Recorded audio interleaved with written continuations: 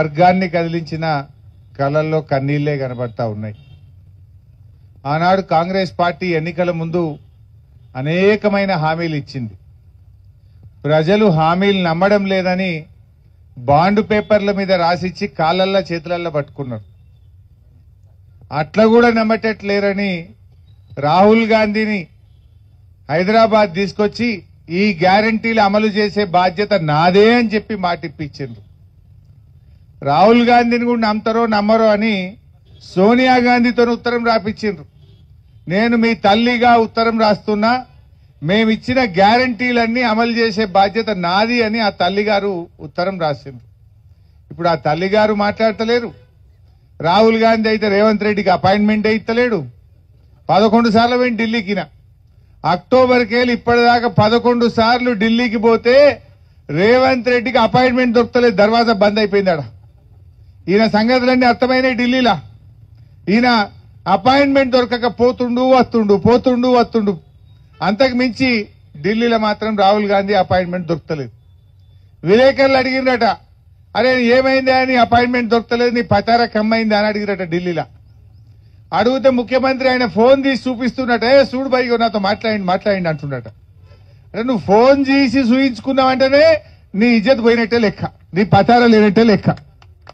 ఇప్పటికైనా నేను కోరుతా ఉన్నా, రాహుల్ గాంధీ గారు సోనియా గాంధీ గారు స్పందించి మా ఆర్ఎంపీ పీఎంపీలకైనా ఈ రాష్ట్ర ప్రజలకు ఇచ్చిన అన్ని హామీలు అమలు చేయించాలని చెప్పి నేను ఈరోజు డిమాండ్ చేస్తా ఉన్నా. ముఖ్యంగా మీకు తెలుసు, బీఆర్ఎస్ ప్రభుత్వం ఉన్నప్పుడు ఆర్ఎంపీ పీఎంపీల మీద అక్రమ కేసులు లేవు, పోలీస్ కేసులు లేవు, దాడులు లేవు, మిమ్మల్ని అన్యాయంగా జైళ్లలో పెట్టిన పరిస్థితి లేదు. కానీ కాంగ్రెస్ వచ్చినాక నిద్ర పట్టలేదు.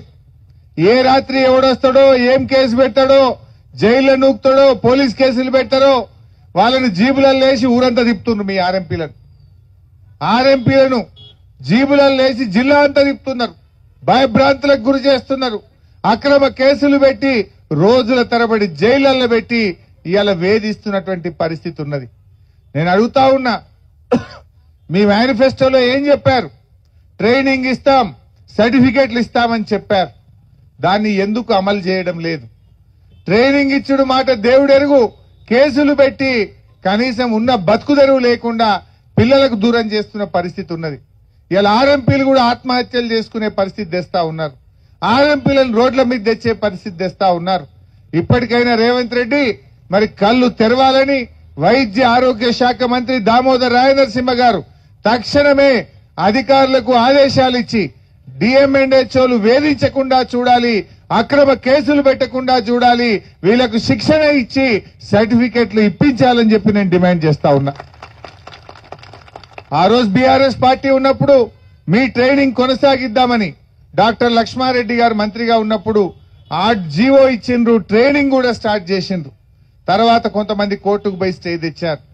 మళ్ళీ నేను కూడా పిలిచి ట్రైనింగ్ స్టార్ట్ చేద్దామనే వరకు కొంతమంది హైకోర్టుకు పోయి స్టే తెచ్చినారు. ఇట్లా గత ప్రభుత్వంలో స్టేలు తెచ్చి కొంతమంది అడ్డుకునే ప్రయత్నం చేసిండ్రు. స్టేలు వస్తే వచ్చినాయేమో, కానీ మీ బతుకుదెరువును మాత్రం ఎక్కడ ఆపలే. మీ మీద కేసులు పెట్టలే, మీ మీద దాడులు చేయలే, మిమ్మల్ని పోలీస్ స్టేషన్ల చుట్టూ బీఆర్ఎస్ ప్రభుత్వం ఏ రోజు కూడా తిప్పలేదు. ఎప్పుడన్నా ఎక్కడన్నా ఇబ్బంది వస్తే మీ సంఘ ప్రతినిధులు నా దృష్టికి తెస్తే అర్ధ గంటలో మీ సమస్య పరిష్కారం చేశాం. అంతే తప్ప మిమ్మల్ని ఎక్కడ కూడా వేధించలే. కానీ కాంగ్రెస్ వాళ్ళు వచ్చినాక అందరు బతుకులు రోడ్డు మీదకి వచ్చినాయి. మొన్న పాపం గౌడన్నలు కలిసి నాకేమన్నా పోతే, అన్న బీఆర్ఎస్ వాళ్ళు ఉండగా మా గీత కార్మికుల మీద ఒక్క కేసు కాలే.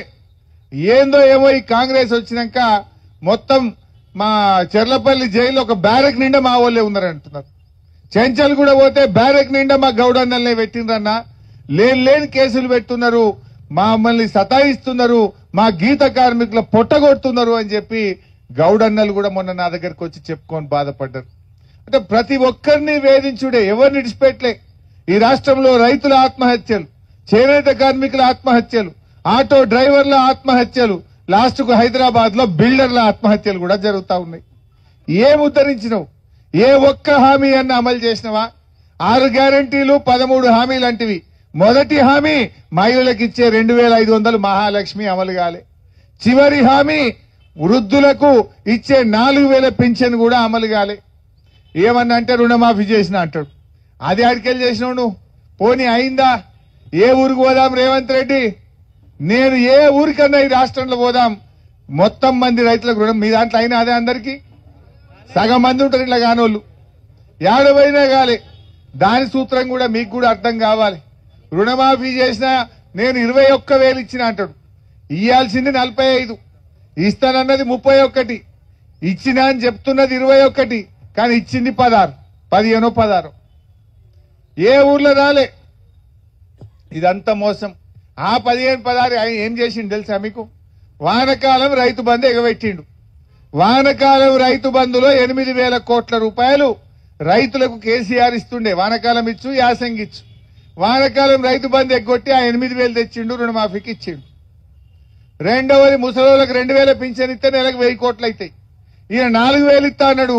4,000 ఇయ్యగానే 2 నెలల పింఛన్ ఎగ్గొట్టిండు. అంటే అవి 2,000. ఆ 2,000 ఇటు మళ్ళీ ఇచ్చిండు. వృద్ధుల పెన్షన్ 2,000 ఎగ్గొట్టిండు, రుణమాఫీకి కలిపిండు. వానకాలం రైతు బంధు ఎగ్గొట్టిండు, 8,000 ఇటు కలిపిండు. కేసీఆర్ ఉండగా బతుకమ్మ చీరలు, రంజాన్ చీరలు, క్రిస్టమస్ చీరలు వచ్చు. అవో 1,000 కోట్లు ఎగబెట్టిండు, దాన్ని ఇటు మలిపిండు. ఇట్లా ఆయన ఇచ్చిందేమి లేదు. కేసీఆర్ కిట్ ఉంటుండే దవాఖాన్లల్లా. ఆడపిల్ల పుడితే 13,000, మగపిల్లవాడు పుడితే 12,000 కిట్ ఇచ్చి అన్నం పెట్టి ఆటో కిరాయి లేకుండా తల్లిని పిల్లని ఇంటికాడ దించొచ్చు కేసీఆర్. దాన్ని ఎగబెట్టిండు, దాని 2,000 కోట్లు రుణమాఫీకి మలిపిండు. కేసీఆర్ కిట్ ఎగ్గొట్టిండు, 2 నెలల ఆ ముసలోళ్ళ పింఛన్ ఎగ్గొట్టిండు, బతుకమ్మ చీరలు ఎగ్గొట్టిండు, వానకాలం రైతు బంధు ఎగ్గొట్టిండు, పిల్లల ఫీజు రియంబర్స్మెంట్. కేసీఆర్ ఉండగా మా ఎస్సీ, ఎస్టీ, బీసీ పిల్లలు చదువుకోవడానికి ఏడాదికి 2,500 కోట్లు పిల్లల చదువులకు కాలేజీల ఫీజులు కడుతుండే.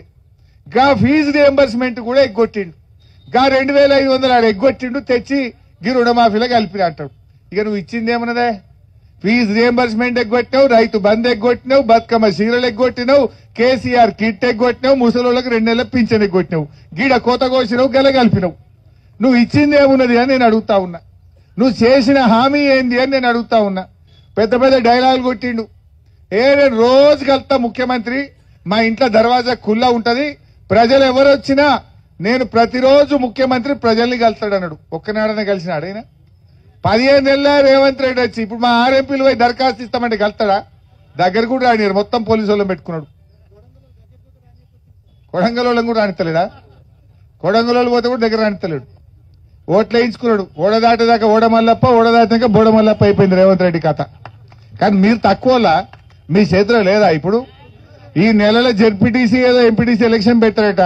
మీ సత్తా ఏందో చూపింది, సురుకు పెట్టండి కాంగ్రెస్ పార్టీకి. రేవంత్ రెడ్డి కళ్ళు తెరిపియాలి మీరు. బిడ్డ రేవంత్ రెడ్డి గౌడ అన్నల్ని తిప్పలు పెడతావు, ఆటో అన్నల్ని తిప్పలు పెడతావు, రైతు అన్నల్ని తిప్పలు పెడతావు, చేనేత కార్మికుల్ని తిప్పలు పెడతావు, మా ఆర్ఎంపీ పీఎంపీలను తిప్పలు పెడతావు. ఆర్ఎంపీల తెరువు వచ్చినోడు ఎవడు కూడా పోగు పోయలేదు, పోయాడు కూడా. దయచేసి మీరు కూడా కలిసి ఉండాలి. నాదొక చిన్న సూచన.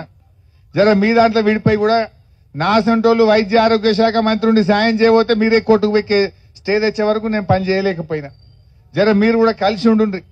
కలిసి ఉంటేనే బలం ఉంటది. రేపు కూడా మీరు కూడా అన్ని చోట్ల కూడా దయచేసి కాంగ్రెస్ పార్టీకి బుద్ధి చెప్పేటట్టుగా మీరందరూ కూడా కంకరం కట్టండి. రేవంత్ రెడ్డి కళ్ళు తెరవాలంటే ఆయన గాలి ఉన్నాడు. ఇప్పుడు అంత భూమి మీద లేడు, గాలిని తిరుగుతుండు. ఆయన గాలి మోటార్లు తిరుగుతుండు, విమానాలలో తిరుగుతుండు, భూమి మీద కనబడతలేడు ఆయనకు. ఆయన భూమి తేవాలంటే ప్రజాస్వామ్యంలో ఓటే బలమైనటువంటిది.